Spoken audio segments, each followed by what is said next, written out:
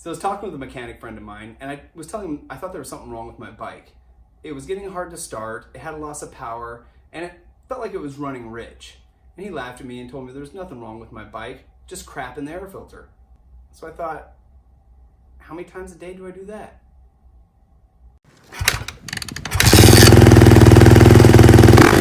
So on today's episode, we're going to be cleaning and oiling an air filter. Did you just fart? Yep.